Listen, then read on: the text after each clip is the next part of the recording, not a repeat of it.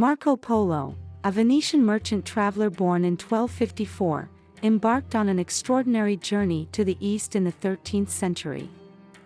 Accompanied by his father Niccolo and uncle Maffeo, Polo traveled along the Silk Road, eventually reaching the court of Kublai Khan, the Mongol ruler of the Yuan dynasty in China. For over 20 years, Polo served as an envoy and confidant to Kublai Khan, traveling extensively throughout Asia and documenting his adventures in a book titled The Travels of Marco Polo.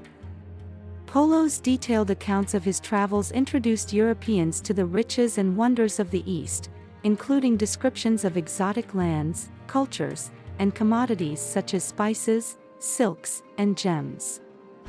His writings also provided valuable insights into the political and economic systems of the regions he visited, offering a window into a world previously unknown to Europeans.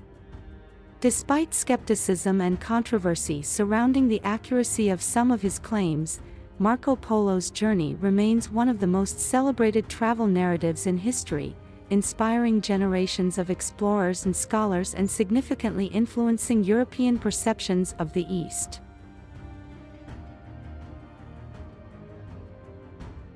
Marco Polo, born in 1254 in Venice, Italy, became renowned for his extensive travels and detailed accounts of his adventures.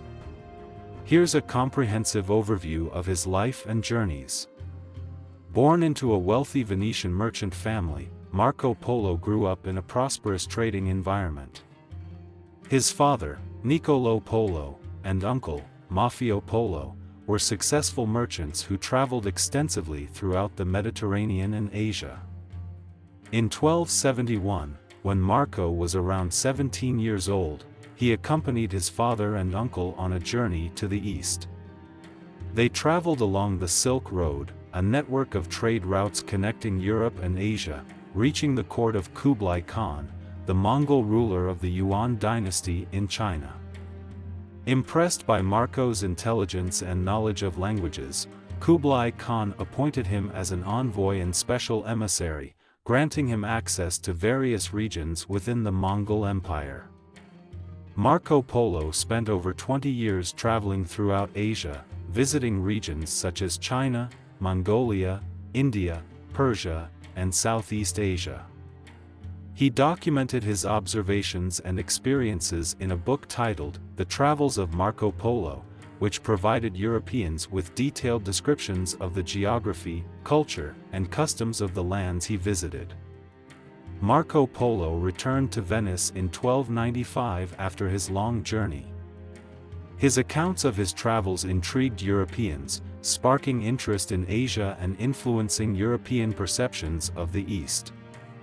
Marco Polo continued to engage in merchant activities in Venice. His book, The Travels of Marco Polo, became a bestseller and inspired future explorers and adventurers, including Christopher Columbus. Despite some skepticism about the accuracy of his accounts, Marco Polo's legacy as one of history's greatest travelers remains undisputed.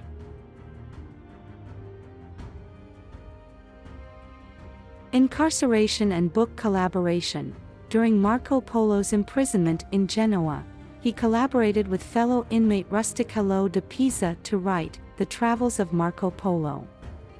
It's unusual that a prisoner would produce a book that would later become one of the most famous travel narratives in history.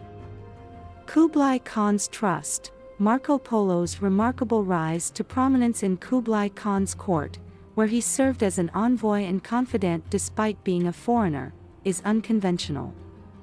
It's rare for a foreign traveler to gain such trust and access to the inner workings of a powerful empire. Cultural integration. Despite being a Venetian merchant, Marco Polo immersed himself deeply in the cultures and customs of the lands he visited. His ability to adapt and integrate into diverse societies, from China to Persia, is remarkable considering the cultural barriers of the time. Lengthy journey. Marco Polo's journey lasted over 20 years, spanning vast distances and diverse landscapes. Such an extended period of travel particularly during the medieval era, is unusual and speaks to his resilience and determination.